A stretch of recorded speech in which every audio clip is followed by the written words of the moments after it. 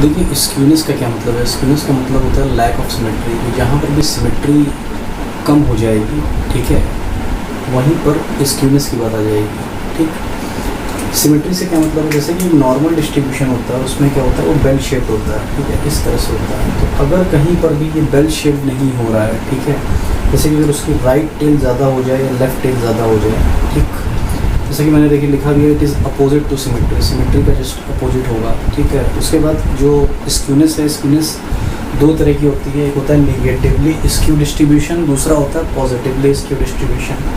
ठीक, तो आप देख रहे होंगे कि जैसे कि ये नॉर्मल डिस्ट्रीब्यूशन है, नॉर्मल डिस्ट्रीब्यूशन में अगर लेफ़्ट टेल ज़्यादा हो जाए, लेफ़्ट पर जो ऑब्जर्वेशंस की वैल्यू है वो ज़्यादा आ जाए, ठीक, कुछ इस तरह का, तो क्या हो जाएगा, निगेटिवली स्क्यू डिस्ट्रीब्यूशन हो जाएगा। यहाँ पर क्या होगा कि मीन की वैल्यू मीडियन से छोटी होगी और मोड से भी छोटी होगी, ठीक है, इस तरह से इसको बनाते हैं, ठीक है। उसी तरह से पॉजिटिवली स्क्यू डिस्ट्रीब्यूशन में देख रहे होंगे कि ये राइट पर जो है जो टेल है, इसको टेल बोलते हैं, तो राइट टेल जो है वो लॉन्गर हो जाएगी। और यहाँ पर क्या होगा कि जो मीन है, जस्ट मीन जो है वो आपका मोड से भी बड़ा होगा और मीडियन से भी बड़ा होगा, ठीक है।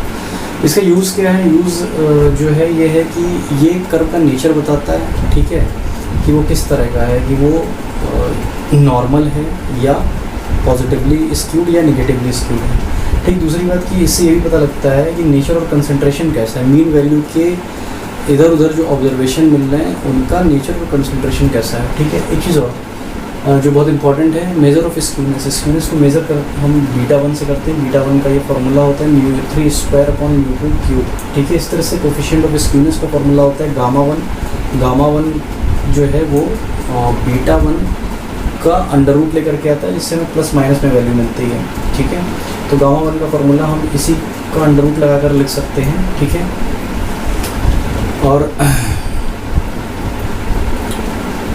एक चीज़ और कि गामा1 जो है, अगर गामा1 आपका 0 से ग्रेटर हो रहा है तो पॉजिटिवली स्क्यूड है, अगर 0 हो रहा है तो न्यू स्क्यूनेस है, और गामा1 अगर लेस देन 0 हो रहा है, ठीक है, तो निगेटिवली स्क्यू डिस्ट्रीब्यूशन होगा।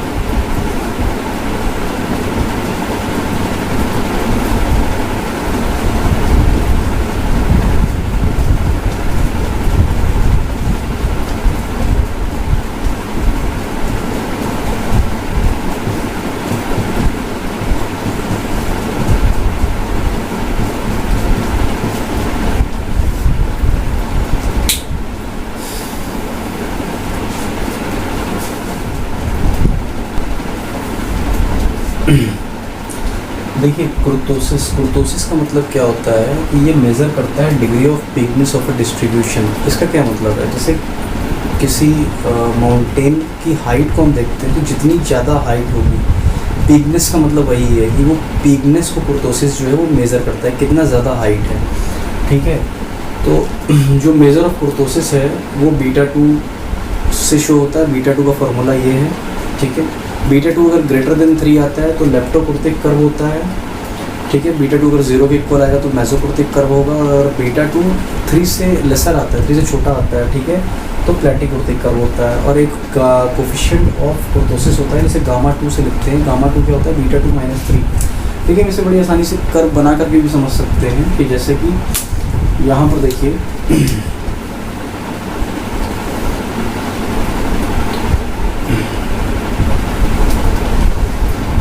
देखिए ये सबसे ज़्यादा टॉप हाइट पा रहा है, तो ये क्या हो गया? लेप्टोकुर्तिक, ठीक है। उसके बाद देखिए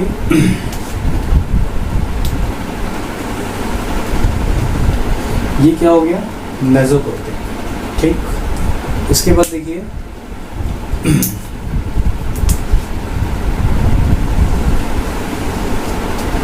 ये बहुत ज़्यादा फ्लैट हो रहा है, ठीक है, तो ये क्या हो गया? प्लेटिकुर्तिक, ठीक। तो हम इसको लिख सकते हैं कि ये हमारा क्या है? लेप्टोकुर्तिक। ये क्या है हमारा? मेसोकुर्तिक। और जो ग्रीन से ड्रॉ किया गया है, ठीक है, जो ग्रीन से ड्रॉ है वो क्या है? प्लेटिकुर्तिक।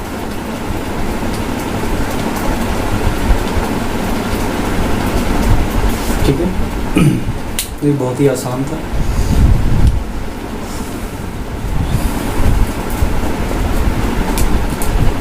देखिए इस प्रॉब्लम में क्या है कि फर्स्ट 4 मोमेंट दिए हुए हैं 0.4 के लिए, ठीक है। तो ये 1 4 10 45, तो ये इस तरह से क्या हो जाएगा, ये गिवन है हमारा कि μ1 डैश 1 है, μ2 डैश 4 है, μ3 डैश 10 है और μ4 डैश क्या है 45 है, ठीक। अब ये चीज़ें हमें फाइंड करके दिखानी है, कह रहा है कि शो दैट दीज थिंग्स और solve these things, find these things, ठीक है। नेचर भी बताना है हमको इसका। तो देखिए हमें पता है कि μ1 डैश को लिखते हैं x बार माइनस a, ठीक है। ये 1 दिया हुआ है। यहाँ पर देखिए जो पॉइंट दिया हुआ है, पॉइंट आपका दिया हुआ है 4, ठीक है ना। तो a की वैल्यू क्या हो गई 4, तो इस तरह से आपने 4 रख दिया।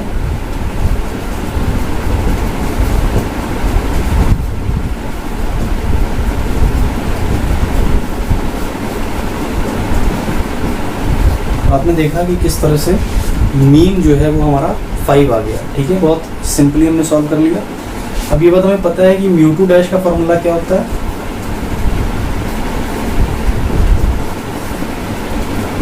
μ2 के फॉर्मूले को ऐसे लिखा जाता है μ2 dash minus μ1 dash square. μ2 dash की वैल्यू क्या है, गिवन है 4, 4 माइनस 1 का स्क्वायर, 4 माइनस 1 बिकम 3, ठीक है। तो μ2 को ही हम लोग वेरिएंस भी बोलते हैं। तो इस तरह से हमारा वेरिएंस जो है वो सॉल्व हो करके आ गया, ठीक। μ3 का फार्मूला हमने लिख रखा है और μ4 का फार्मूला भी लिख रखा है, जैसा कि ये हम पहले ही डिस्कस कर चुके हैं कि ये फार्मूला कैसे लिखा जाता है, ठीक है। तो इसमें वैल्यू पुट कर देंगे। μ3 डैश की वैल्यू क्या है 10, μ2 डैश है 4,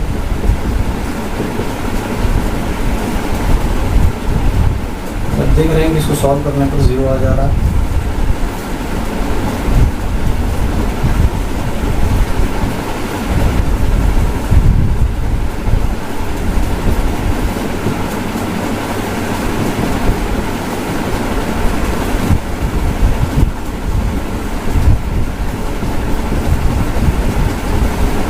देखिए इसको सॉल्व करेंगे, हमारा 26 आ जाएगा।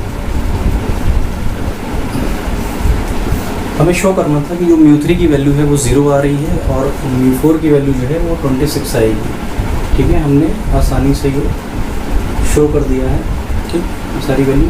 इसके बाद हमें β1 β2 γ1 γ2 निकालना है, ठीक है। तो हम पहले क्या करते हैं कि β1 निकाल लेते हैं। तो β1 देखिए क्या होता है, β1 का फॉर्मूला होता है μ3 स्क्वायर अपॉन μ2 क्यूब, ठीक है।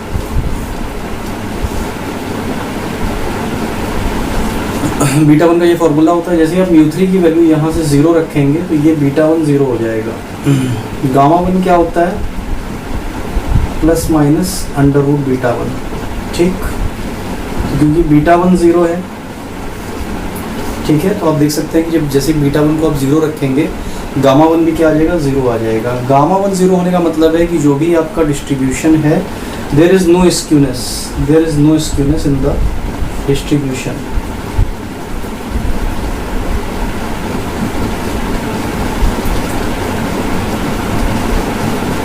ठीक है, कोई भी स्क्यूनेस नहीं है डिस्ट्रीब्यूशन के अंदर। दूसरी बात β2 क्या होता है, β2 होता है आपका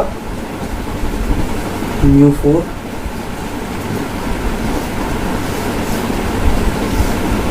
β2 होता है μ4 अपॉन μ2 स्क्वायर, वैल्यू रख देंगे।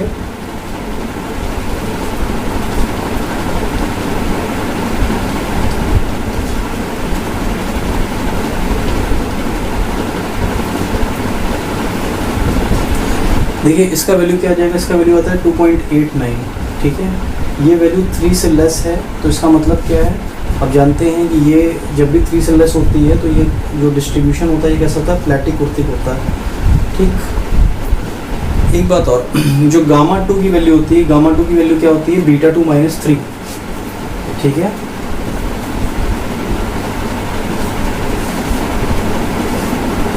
γ2 की वैल्यू क्या होती है, β2 - 3, तो β2 हमारा निकल के आया है 2.89, ठीक। तो ये निगेटिव में आ जाएगा।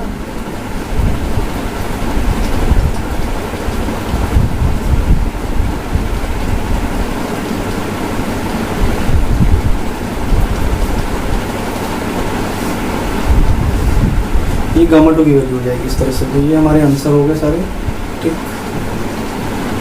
इस तरह से ये हमारे सारे आंसर हो गए।